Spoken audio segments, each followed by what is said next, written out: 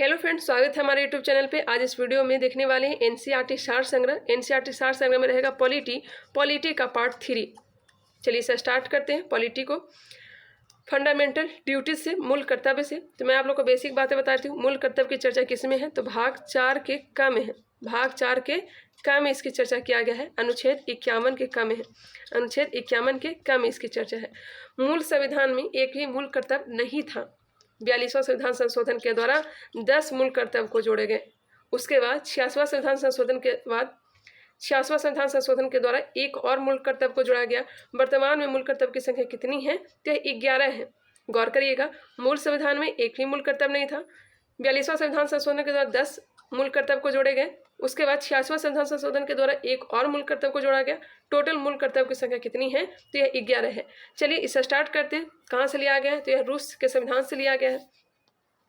सबसे पहला क्वेश्चन है, किस देश के संवैधानिक प्रावधानों से प्रभावित होकर भारतीय संविधान में मूल कर्तव्यों को सम्मिलित किया गया है? तो यह हो जाएगा पूर्व सोवियत संघ USSR। भारतीय संविधान के किस भाग में मौलिक कर्तव्य उल्लेखित है? भारतीय संविधान के किस भाग में मौलिक कर्तव्य उल्लेखित है? तो भाग 4 के क में है। स्वर्ण सिंह समिति ने संविधान में 8 मूल कर्तव्य को जोड़े जाने का सुझाव दिया था, लेकिन 42वां संविधान संशोधन अधिनियम 1976 द्वारा कितने मूल कर्तव्य को जोड़े गए? तो 10 मूल कर्तव्य को जोड़े गए। स्वर्ण सिंह समिति के अनुशंसा पे ही जोड़ा गया था, लेकिन उन्होंने 8 मूल कर्तव्य जोड़ने का सुझाव दिया था, लेकिन 10 मूल कर्तव्य को जोड़ा गया। भारतीय संविधान में मूल कर्तव्य किस समिति के अनुशंसा पर शामिल किया गया? तो पता होगा, सरदार स्वर्ण सिंह समिति 1976 ईस्वी में गठित किया गया था। भारतीय संविधान में 11वें मूल कर्तव्य को किस संशोधन द्वारा जोड़ा गया? अभी हमने बताया 86वां संविधान संशोधन। कब? 2002। मूल कर्तव्य को मुख्यतः किन 2 वर्गों में रखा जाता है? क्या रखा जाता है? नैतिक कर्तव्य तथा नागरिक कर्तव्य। नैतिक कर्तव्य तथा नागरिक कर्तव्य में मूल कर्तव्यों के अंतर्गत स्वतंत्रता संग्राम के उच्च आदर्शों का सम्मान किस प्रकार का कर्तव्य माना जाता है? क्या माना जाता है? नैतिक कर्तव्य। क्लियर। आगे बढ़ते हैं। प्राकृतिक पर्यावरण एवं वन्यजीव संरक्षण भारतीय नागरिक के मूल कर्तव्यों में से एक है। प्राकृतिक पर्यावरण एवं वन्यजीव संरक्षण भारतीय नागरिकों के मूल कर्तव्यों में से एक है। राष्ट्रीय महत्व के स्थानों और स्मारकों की रक्षा करना मौलिक कर्तव्य नहीं है, बल्कि राज्य के नीति निर्देशक तत्व का अंग है। क्लियर। नेक्स्ट है, महिलाओं के सम्मान के लिए कुप्रथाओं का त्याग प्रत्येक भारतीय नागरिकों का कर्तव्य है। यह किस अनुच्छेद में वर्णित है?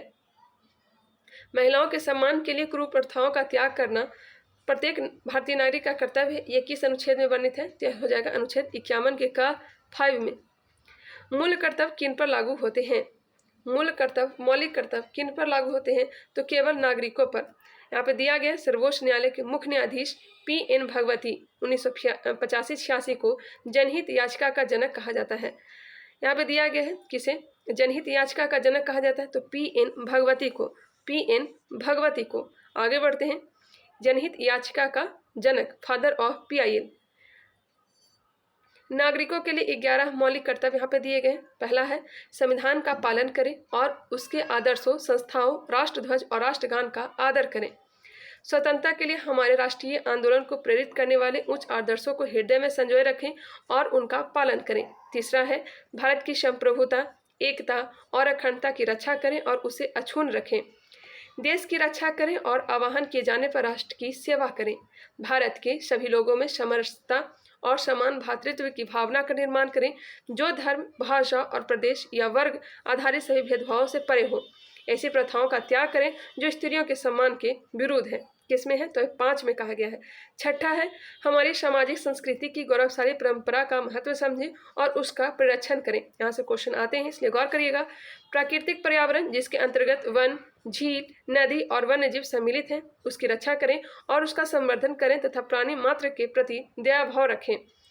वैज्ञानिक दृष्टिकोण, मानववाद, ज्ञानार्जन तथा सुधार की भावना का विकास करें। सार्वजनिक संपत्ति को सुरक्षित रखें और हिंसा से दूर रहें। व्यक्तिगत और सामूहिक गतिविधियों के सभी क्षेत्रों में उत्कर्ष की ओर बढ़ने का सतत प्रयास करें, जिससे राष्ट्र निरंतर बढ़ते हुए प्रयत्न व उपलब्धि की नई ऊंचाइयों को प्राप्त करें।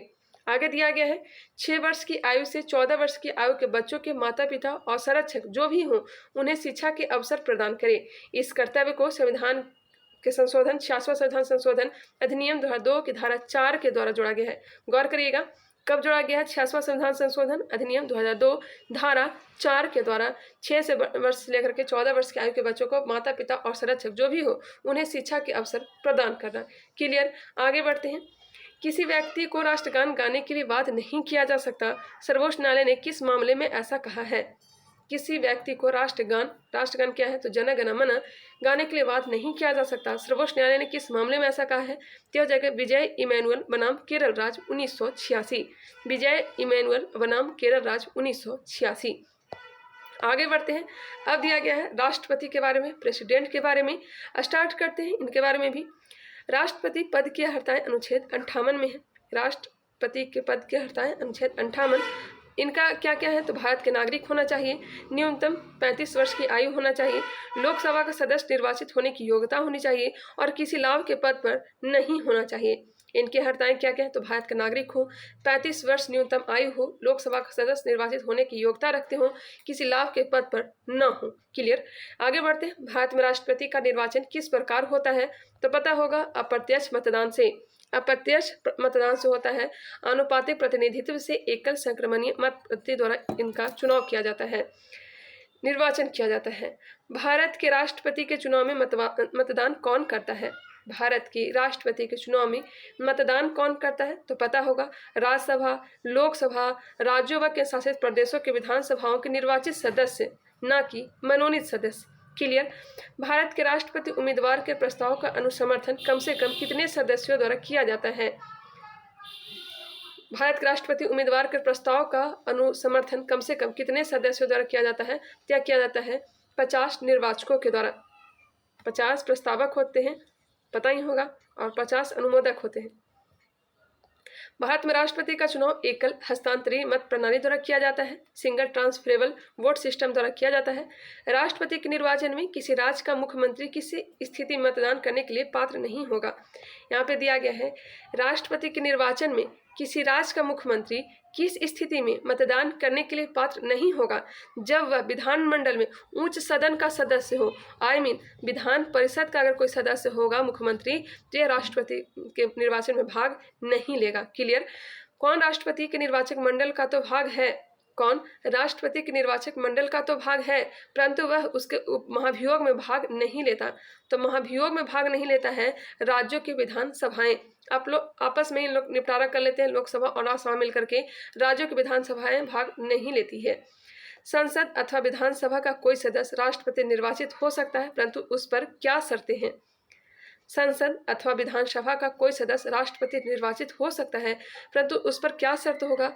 निर्वाचित होने के उपरांत उसे अपने सदस्यता छोड़नी होगी। संसद के लिए राष्ट्रपति का अभिभाषण कौन तैयार करता है? यह तैयार करता है केंद्रीय मंत्रिमंडल। राष्ट्रपति का अभिभाषण कौन? तो केंद्रीय मंत्रिमंडल।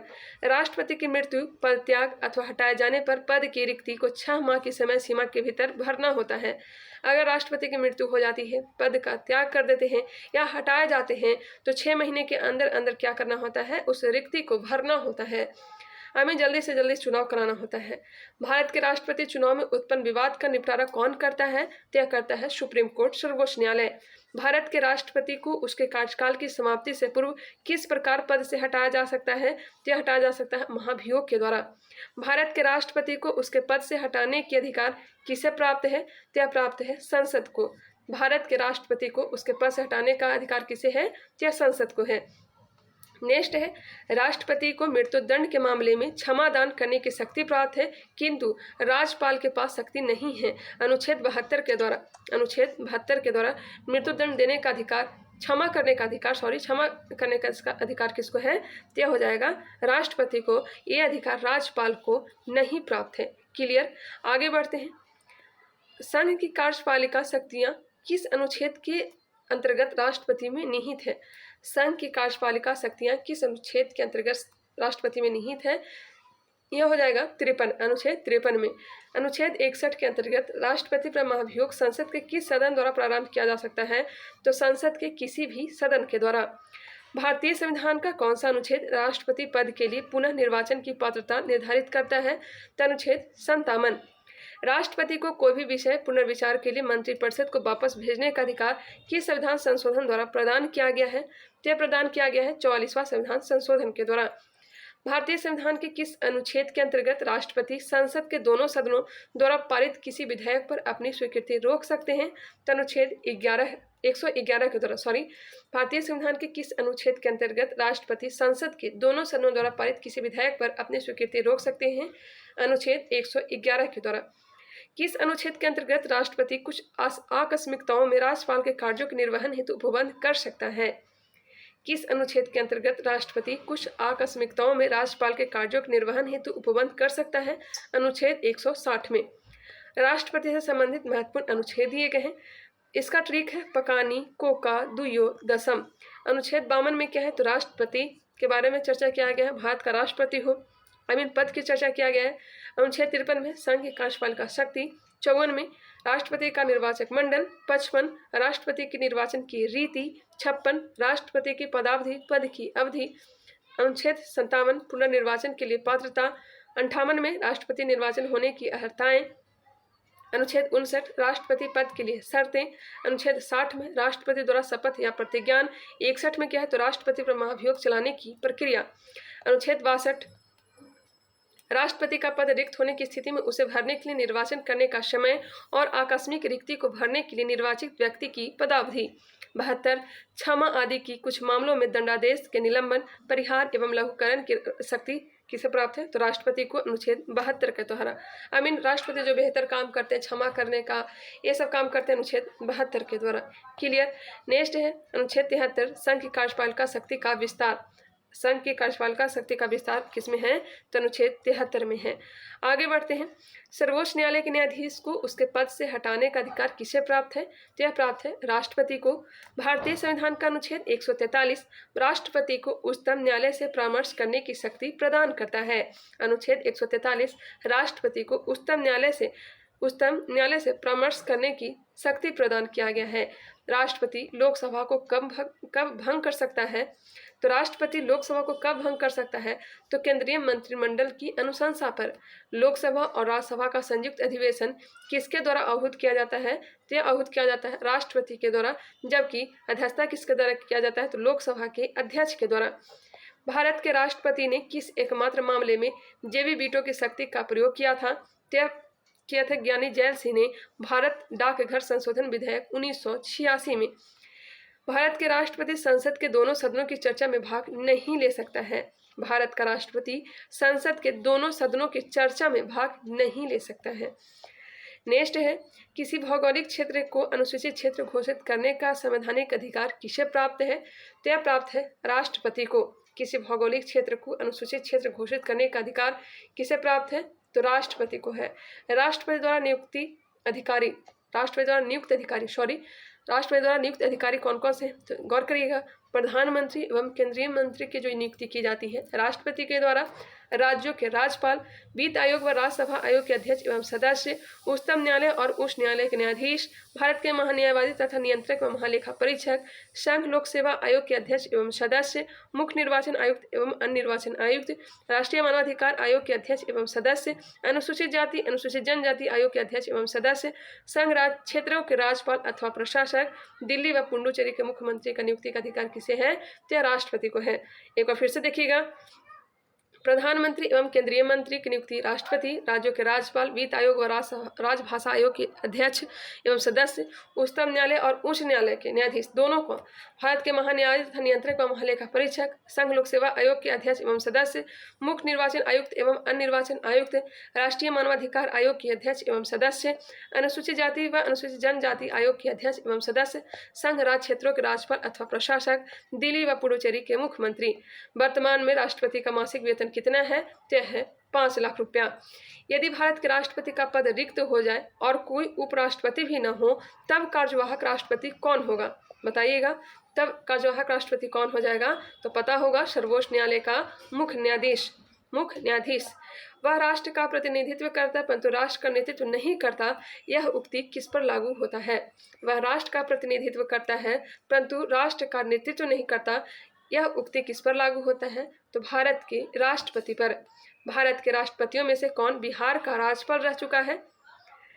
तो कौन से ऐसे राष्ट्रपति बने हैं जो कि बिहार के राज्यपाल भी रह चुके हैं? तो यह हैं डॉक्टर जाकिर हुसैन और श्री रामनाथ कोविंद। डॉक्टर जाकिर हुसैन और श्री रामनाथ कोविंद। आगे दिया गया है द्रौपदी मुर्मू भारत की प्रथम आदिवासी, द्वितीय महिला और स्वतंत्र भारत में पैदा होने वाली प्रथम एवं सबसे कम उम्र की राष्ट्रपति बनी है। क्या क्या है? तो द्रौपदी मुर्मू एक तो प्रथम आदिवासी हैं, दूसरा द्वितीय महिला है, नेक्स्ट है स्वतंत्र भारत में यह पैदा होने वाली प्रथम महिला है, प्रथम है, महिला नहीं, सबसे प्रथम यही है, भारत में पैदा होने वाली स्वतंत्र भारत में पैदा होने वाली प्रथम महिला है और सबसे कम उम्र की राष्ट्रपति है। क्लियर? आगे बढ़ते हैं।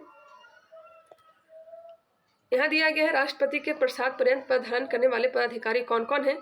तो राष्ट्रपति के प्रसाद पर्यंत पद धारण करने वाले पदाधिकारी संघ के मंत्री हैं, राज्यों के राज्यपाल हैं और भारत के महान न्यायवादी। ये तीनों के तीनों राष्ट्रपति के प्रसाद पर्यंत ही पद को धारण करते हैं। संघ के मंत्री, राज्यों के राज्यपाल और भारत का महान न्यायवादी। एक विधेयक जो संसद में प्रस्तुत किया जाता है वह किस प्रक्रिया के बाद अधिनियम बन जाता है?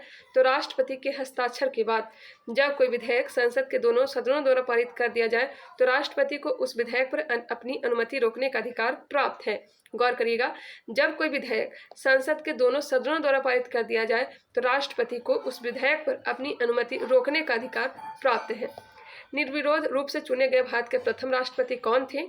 तो निर्विरोध रूप से चुने गए भारत के प्रथम राष्ट्रपति नीलम संजीवा रेड्डी थे। भारत के राष्ट्रपतियों में से किनका संबंध ट्रेड यूनियन आंदोलन से रहा है? ट्रेड यूनियन आंदोलन से संबंध वराहगिरी वेंकट गिरी का, बीवी गिरी का। भारतीय संविधान भारत के राष्ट्रपति को राज्यों के मुख्यमंत्री की नियुक्ति का अधिकार नहीं देता है, राज्यपाल का देता है, जबकि मुख्यमंत्री की नियुक्ति का अधिकार राष्ट्रपति को नहीं देता है। राष्ट्रपति का कार्यकाल कितना होता है? तो पद ग्रहण के दिन से 5 वर्ष तक राष्ट्रपति का कार्यकाल होता है। भारत के किस राष्ट्रपति को मिसाइल मैन की संज्ञा दी जाती है? तो मिसाइल मैन कहा जाता है डॉक्टर APJ अब्दुल कलाम को। भारत के मुख्य न्यायाधीश में से किसने राष्ट्रपति के रूप में कार्य किया था? तो मुख्य न्यायाधीश के रूप में काम किया है जस्टिस M हिदायतुल्लाह। धन विधेयक को पुनर्विचार हेतु लौटाने का संवैधानिक विशेषाधिकार राष्ट्रपति के पास नहीं है। धन विधेयक को पुनर्विचार हेतु लौटाने का संवैधानिक विशेषाधिकार राष्ट्रपति के पास नहीं है। श्री रामनाथ कोविंद का भारतीय गणतंत्र के राष्ट्रपति के रूप में कौन सा क्रम है? गणतंत्र पूछा जा रहा है, गणतंत्र के राष्ट्रपति के रूप में कौन सा क्रम हो जाएगा? तो 14वां हो जाएगा। वित्त आयोग की नियुक्ति कौन करता है? तो वित्त आयोग की नियुक्ति करता है राष्ट्रपति। कौन करता है? राष्ट्रपति। राष्ट्रपति के रूप में डॉक्टर राजेंद्र प्रसाद ने सबसे लंबी अवधि तक पद को धारण किया था। कब से कब तक? 1950 से लेकर के 1962 तक, 12 वर्ष तक पद पर बने रहे थे। एवं डॉक्टर जाकिर हुसैन कार्यकारी राष्ट्रपति छोड़कर सबसे कम अवधि तक कार्य किया था। डॉक्टर जाकिर हुसैन ने कार्यकारी राष्ट्रपति छोड़कर सबसे कम अवधि, अगर इनके कार्यकारी राष्ट्रपति काल को छोड़ देते हैं तो सबसे कम अवधि तक इन्होंने पद पर बने रहे थे। कब? तो 1 वर्ष 11 दिन ही, मात्र 1 वर्ष 11 दिन ही। सबसे ज़्यादा कार्यकाल राष्ट्रपति का डॉक्टर राजेंद्र प्रसाद का, वही सबसे कम राष्ट्रपति का काल है डॉक्टर जाकिर हुसैन का। क्लियर? आगे बढ़ते हैं। राष्ट्रपति द्वारा क्षमादान की स्थितियाँ। राष्ट्रपति द्वारा क्षमादान की स्थितियाँ: जब दंड सेना न्यायालय द्वारा दिया गया हो, जब दंड सेना न्यायालय द्वारा दिया गया हो तब इन्हें क्षमादान करने की शक्तियाँ प्राप्त हैं। जब दंड संघीय विषय से संबंधित विधि के विरुद्ध अपराध के लिए दिया गया हो। नेक्स्ट है जब दंडादेश मृत्यु दंड हो तब इन्हें क्षमादान की स्थितियाँ हैं, हमें शक्तियाँ दिया गया है। क्लियर? जब दंड सेना न्यायालय द्वारा दिया गया हो, जब दंड संघीय विषय से संबंधित विधि के विरुद्ध अपराध के लिए दिया गया हो, जब दंडादेश मृत्यु दंड हो। आगे बढ़ते हैं। आगे दिया गया उपराष्ट्रपति के बारे में। उपराष्ट्रपति के बारे में यहाँ पर थोड़ा सा मिसप्रिंट हो चुका है, कोई नहीं, मैं बोल दूंगी, आप लोग सुन लीजिएगा। उपराष्ट्रपति। भारत के उपराष्ट्रपति के निर्वाचक मंडल में कौन कौन सम्मिलित हैं? तो संसद के दोनों सदनों के सभी निर्वाचित एवं मनोनीत सदस्य। संसद के दोनों सदनों के सभी निर्वाचित एवं मनोनीत सदस्य। भारत के उपराष्ट्रपति को पद से हटाने संबंधी प्रस्ताव संसद के किस सदन में लाया जा सकता है? भारत के उपराष्ट्रपति को पद से हटाने संबंधी प्रस्ताव संसद के किस सदन में लाया जा सकता है? तो केवल और केवल राज्यसभा में। राष्ट्रपति के निर्वाचन के सम्मान की उपराष्ट्रपति के निर्वाचन से संबंधित सभी विवादों के समाधान का अधिकार उच्चतम न्यायालय को प्राप्त है तथा उसका निर्णय अंतिम होता है। एक बार फिर से देखिएगा, राष्ट्रपति के निर्वाचन के समान ही उपराष्ट्रपति के निर्वाचन से संबंधित सभी विवादों के समाधान का अधिकार उच्चतम न्यायालय को प्राप्त है तथा उसका निर्णय अंतिम होता है। राज्यसभा का सभापति कौन होता है? यह उपराष्ट्रपति होता है।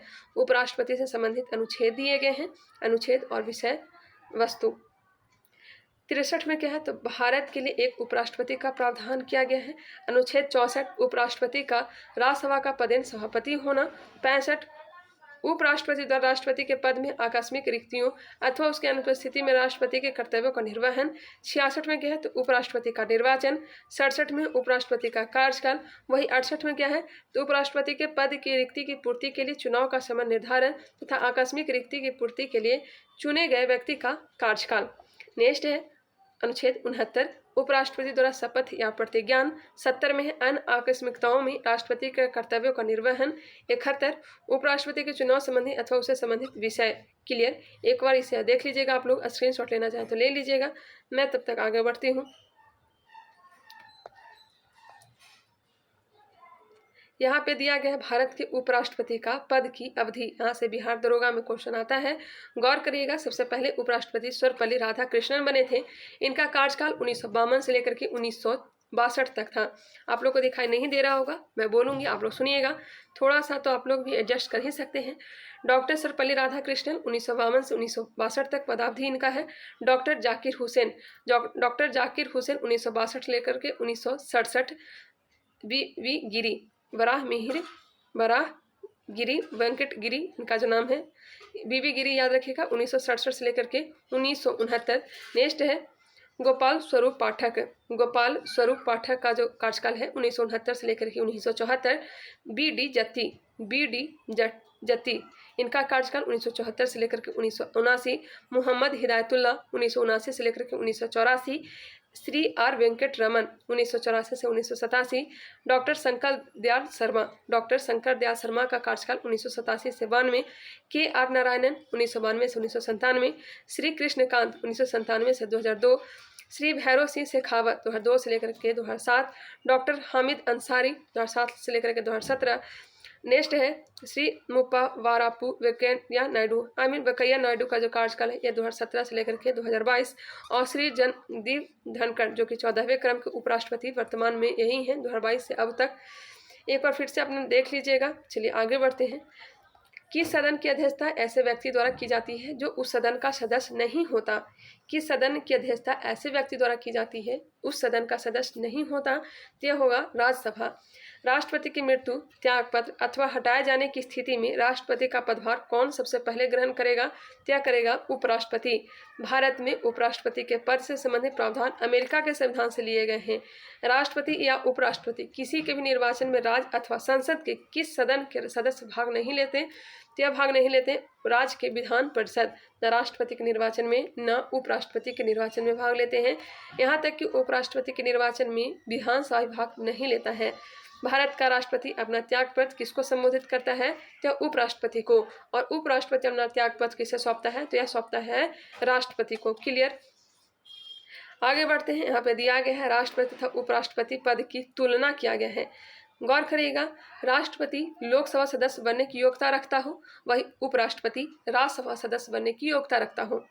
नेक्स्ट है राष्ट्रपति के बारे में। राष्ट्रपति के निर्वाचन मंडल में संसद के दोनों सदनों तथा राज्य विधानसभाओं के निर्वाचित सदस्यों के साथ साथ दिल्ली एवं पुदुचेरी के विधानसभा के निर्वाचित सदस्य भी शामिल होते हैं। वहीं उपराष्ट्रपति के निर्वाचक मंडल में संसद के दोनों सदनों के सभी सदस्य, चाहे वो मनोनीत हो या फिर निर्वाचित हो, शामिल होते हैं। इसमें राज्यों के विधानमंडल के सदस्य शामिल नहीं होते, चाहे वो विधानसभा हो या फिर विधान परिषद हो। आगे है राष्ट्रपति को पद से हटाए जाने की प्रक्रिया किसी भी सदन में प्रारंभ की जा सकती है। राष्ट्रपति पर अगर महाभियोग लाना है तो कहीं से भी यह लाया जा सकता है, चाहे वो लोकसभा हो या फिर राज्यसभा हो। जबकि उपराष्ट्रपति को पद से हटाने वाला प्रस्ताव केवल राज्यसभा में ही प्रस्तुत किया जा सकता है। चलिए आगे बढ़ते हैं, समझ गए होंगे, स्क्रीनशॉट लेना चाहे तो ले लेंगे। उपराष्ट्रपति का वेतन भारत के संचित निधि से दिया जाता है। किससे, तो भारत के संचित निधि से उपराष्ट्रपति को वेतन दिया जाता है। आगे है केंद्रीय मंत्री परिषद, यूनियन काउंसिल ऑफ मिनिस्टर्स। केंद्र सरकार का प्रमुख कौन होता है, तो केंद्र सरकार का प्रमुख प्रधानमंत्री होता है। प्रधानमंत्री की नियुक्ति किसके द्वारा की जाती है, तो राष्ट्रपति के द्वारा। भारत का प्रधानमंत्री बनने के लिए न्यूनतम आयु कितने वर्ष होना चाहिए, तो यह होना चाहिए 25 वर्ष। यदि भारत के प्रधानमंत्री संसद के उच्च सदन के सदस्य हैं तो वे अविश्वास प्रस्ताव की स्थिति में अपने पक्ष में मत नहीं दे सकेंगे। यदि भारत के प्रधानमंत्री संसद के उच्च सदन के सदस्य राज्यसभा के सदस्य हैं तो अविश्वास प्रस्ताव की स्थिति में अपने पक्ष में मत नहीं दे सकेंगे। संसदीय शासन व्यवस्था में वास्तविक कार्यपालिका शक्ति किसके अधीन होती है? या प्रधानमंत्री के अधीन। लोकसभा में अविश्वास प्रस्ताव प्रस्तुत करने के लिए लोकसभा सदस्यों की न्यूनतम कितनी संख्या होनी चाहिए? क्या होनी चाहिए? 50। लोकसभा में अविश्वास प्रस्ताव प्रस्तुत करने के लिए लोकसभा सदस्यों की न्यूनतम कितनी होनी चाहिए या संख्या होनी चाहिए? 50। भारत का प्रधानमंत्री समानता किस सदन का सदस्य होता है? क्या होता है? लोकसभा का। भारत का प्रधानमंत्री समानता किस सदन का सदस्य होता है? तो लोकसभा का। राज्यसभा का सदस्य भी प्रधानमंत्री बन सकता है। भारतीय संविधान का अनुच्छेद 75 प्रधानमंत्री एवं अन्य मंत्रियों की नियुक्ति, मंत्रिपरिषद के आकार एवं उत्तरदायित्व का निर्धारण करता है। आगे है मंत्रिमंडल में कुल मंत्रियों की संख्या प्रधानमंत्री सहित लोकसभा के सदस्यों की कुल संख्या के 15% से अधिक नहीं होगी। यह प्रावधान किस संविधान संशोधन के द्वारा किया गया? क्या हो जाएगा? 51वां संविधान संशोधन 2003। संसद का सदस्य नहीं होने पर कोई व्यक्ति अधिकतम कितने समय तक केंद्रीय मंत्री रह सकता है? क्या रह सकता है? 6 माह तक। क्लियर। आगे बढ़ने से पहले इधर भी कुछ दिया गया है। मंत्रिपरिषद किसके प्रति उत्तरदायी होता है? तो मंत्रिपरिषद जो उत्तरदायी होता है यह संसद के प्रति। भारत के संविधान के किस अनुच्छेद में यह प्रावधान किया गया है कि प्रत्येक राज्य की कार्यपालिका शक्ति का इस प्रकार प्रयोग किया जाएगा जिससे संघ की कार्यपालिका शक्ति पर कोई प्रतिकूल प्रभाव न पड़े? क्या हो जाएगा? अनुच्छेद 257। लाभ के पद का निर्धारण संसद एवं राज्य विधानमंडल द्वारा किया जाता है। लाभ के पद का निर्धारण संसद एवं राज्य विधानमंडल के द्वारा किया जाता है। भारतीय राजनीतिक व्यवस्था में कार्यपालिका किसके अधीन कार्य करती है? क्या कार्य करती है? विधायिका के।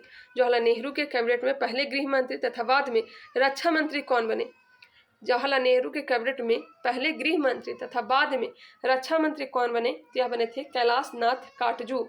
स्वतंत्र भारत के प्रथम वित्त मंत्री CR षणमुखम शेट्टी थे। यहाँ पे चेट्टी दिया गया लेकिन शेट्टी नाम था, लगता है कि स्वतंत्र भारत के प्रथम वित्त मंत्री RK षणमुखम शेट्टी थे।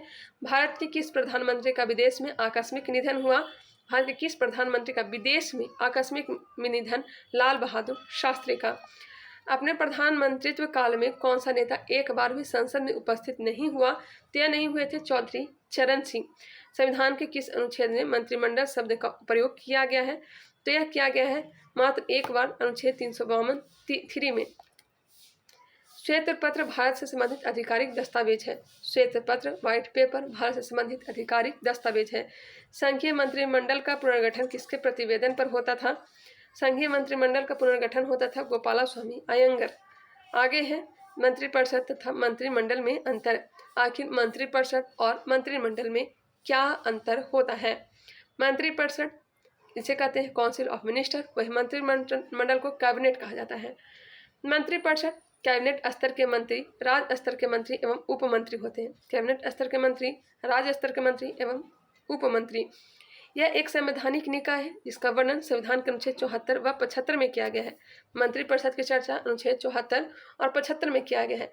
सैद्धांतिक रूप से मंत्रिपरिषद को संघ की समस्त कार्यपालिका शक्ति प्राप्त है, परंतु मंत्रिमंडल द्वारा इसके कार्यों का निर्धारण किया जाता है। यहाँ पे गौर करिएगा, सैद्धांतिक रूप से मंत्रिपरिषद को संघ की समस्त कार्यपालिका शक्ति प्राप्त है, परंतु मंत्रिमंडल द्वारा इसके कार्यों का निर्धारण किया जाता है। आगे है मंत्रिमंडल द्वारा लिए गए नीतिगत निर्णयों का क्रियान्वयन मंत्रिपरिषद द्वारा किया जाता है। आगे बढ़ते हैं। आगे दिया गया है मंत्रिमंडल। इसमें केवल कैबिनेट स्तर के मंत्री ही होते हैं। मंत्रिमंडल में कैबिनेट में केवल कैबिनेट स्तर के मंत्री होते हैं। 44वां संविधान संशोधन 1978 के द्वारा अनुच्छेद 352 में मंत्रिमंडल शब्द को जोड़ा गया। कब? 44वां संविधान संशोधन 1978 के द्वारा अनुच्छेद 352 में मंत्रिमंडल शब्द को जोड़ा गया, जो संविधान के मूल पाठ में नहीं था। व्यवहारिक रूप में मंत्रिमंडल सदैव मंत्रिपरिषद की शक्तियों का ही प्रयोग करता है और मंत्रियों के कार्यों का निर्धारण करता है।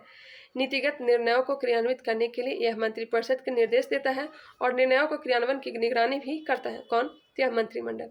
क्लियर। एक बार फिर से अपना देख लीजिएगा। यहाँ पे दिया गया है मंत्रिपरिषद सामूहिक रूप से लोकसभा के प्रति उत्तरदायी होता है।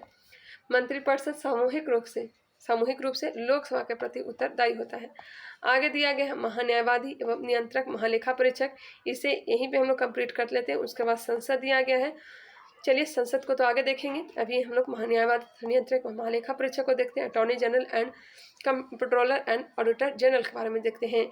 भारत के 3 विधि अधिकारी होते हैं। भारत के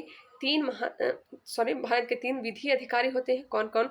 तो attorney general of India, solicitor general of India, और एक दिया गया है भारत के अपर महाधिवक्ता, additional solicitor general of India. Bharat का प्रथम महान्यायवादी कौन थे? भारत का प्रथम महान्यायवादी कौन थे? तो यह थे M.C. सीतलवाड़। भारत सरकार को कानूनी विषयों पर परामर्श कौन देता है? तो यह देता है अटॉर्नी जनरल महान्यायवादी। अनुच्छेद 76 में इसका वर्णन किया गया है। भारत का सर्वोच्च विधि अधिकारी कौन होता है? भारत का सर्वोच्च विधि अधिकारी यह होता है भारत का महान्यायवादी। भारत का महान्यायवादी किसका विधि सलाहकार होता है? तो होता है भारत सरकार का। राष्ट्रपति द्वारा महान्यायवादी को सौंपे गए कार्य, पहले ही हमने बात कर लिया था कि महान्यायवादी की नियुक्ति किसके द्वारा किया जाता है? तो राष्ट्रपति के द्वारा प्रसाद पर्यंत। अब यहाँ पे दिया गया है राष्ट्रपति द्वारा महान्यायवादी को सौंपे गए कार्य, कौन कौन सा कार्य दिया गया है, गौर करिएगा। भारत सरकार से संबंधित मामलों को लेकर उच्चतम न्यायालय में भारत सरकार की ओर से पेश होना। संविधान के अनुच्छेद 143 के अंतर्गत राष्ट्रपति की ओर से उच्चतम न्यायालय में भारत सरकार का प्रतिनिधित्व करना। सरकार से संबंधित किसी मामले में उच्च न्यायालय में सुनवाई का अधिकार। क्लियर। आगे बढ़ते हैं।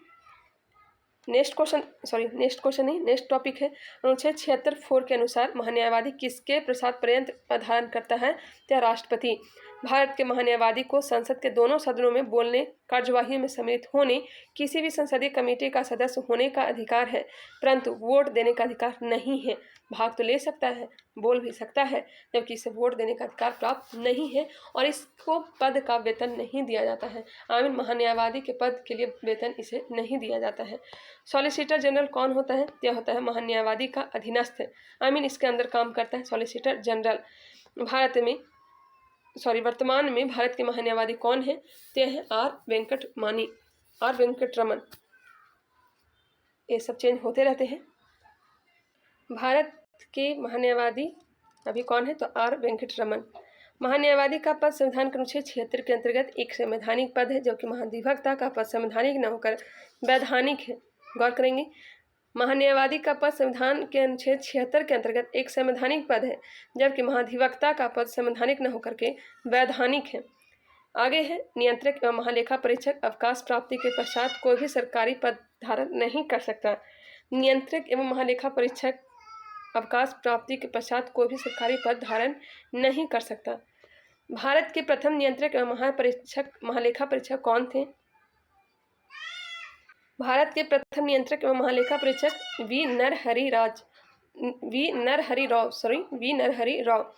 राज्य सरकार को कानूनी विषयों पर कौन परामर्श देता है? तो यह देता है महाधिवक्ता, एडवोकेट जनरल। संसद की लोक सेवा समिति की बैठकों में कौन उपस्थित रहता है? तो भारत का नियंत्रक एवं महालेखा परीक्षक। भारत के नियंत्रक एवं महालेखा परीक्षक के पद का सृजन किसके द्वारा किया गया है? तो यह संविधान के द्वारा। भारत के नियंत्रक एवं महालेखा परीक्षक का कार्यकाल कितना होता है? तो यह 6 वर्ष का होता है। भारत का नियंत्रक एवं महालेखा परीक्षक किसका मार्गदर्शक होता है? तो लोक लेखा समिति का।